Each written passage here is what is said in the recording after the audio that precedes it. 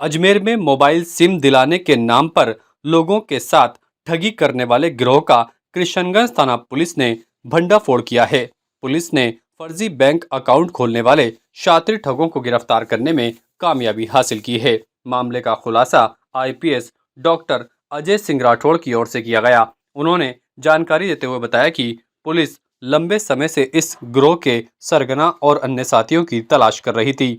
ये सभी गिरोह के संचालक खाताधारकों को जियो सिम कंपनी में कस्टमर जोड़ने और 2500 रुपए देने का प्रलोभन देकर धोखाधड़ी कर रहे थे और कई लोगों को अपना शिकार बना चुके थे। पकड़े गए आरोपियों के पास से 6 mobile handset, fingerprint machine, 13 mobile sim, 13 Aadhaar card, 5 PAN card, 1 Alto car बरामद की गई है।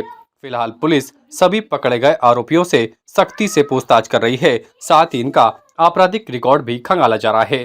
पुलिस अधिकारियों का कहना है कि आरोपियों से कई वारदातें खुलने की उम्मीद जताई जा रही है और ये शातिर गैंग के सदस्य हैं, जिनके और भी कई अन्य साथी हो सकते हैं। उनको लेकर भी आरोपियों से पूछताछ की जा रही है और जल्द ही अन्य साथियों को भी गिरफ्तार किया जाएगा। ये कार्रवाई पुलिस की बहुत ही महत्वपूर्ण कार्रवाई मानी जा रही है।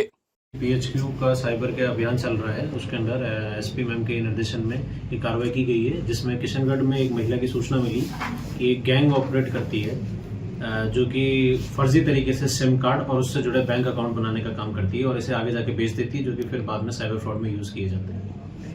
वारदात का तरीका इस तरीके से बताया गया है कि इनको महिलाओं को और इनको किशनगढ़, पुष्कर और अजमेर के आसपास की जगहों से बुलाया जाता है और इनको कहा जाता है, जैसे प्रधानमंत्री की स्कीम में किसी को कहा जाता है कि उससे पैसे मिल रहे हैं, या किसी को कहा जाता है कि जियो में कस्टमर बनने का वो हो रहा है और उनसे फिंगरप्रिंट ले लिया जाता है। उस फिंगरप्रिंट के आधार पर फर्जी सिम इशू कर ली जाती है और उसके आधार पर जो पेमेंट्स बैंक होते हैं, एयरटेल पेमेंट बैंक, उसका फर्जी खाता खुलवा लिया जाता है।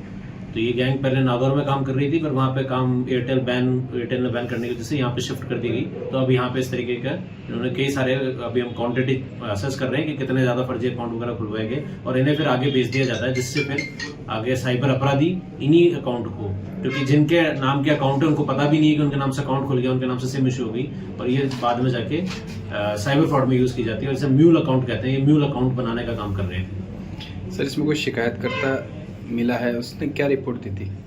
जो प्रथम पक्ष महिला मिली है, मैं किशनगढ़ की रहने वाली, उसने हमें सूचित किया था कि साहब मेरे साथ ऐसा हुआ, मेरे अंगूठे का निशान लेके किया गया और हमें लगता है कि इसमें फर्जीवाड़ा हुआ है और उससे ये पक्ष इन्वॉल्व है, जिन्होंने हमसे सिम इशू करवाई और बैंक अकाउंट वगैरह ले लिया और हमें इसकी सूचना नहीं मिली, ना हमें वापस दिए गए और अकाउंट में सिर्फ मात्र 2-2.5 हजार रुपए ट्रांसफर किए गए। ये क्या कि प्रधानमंत्री स्कीम है।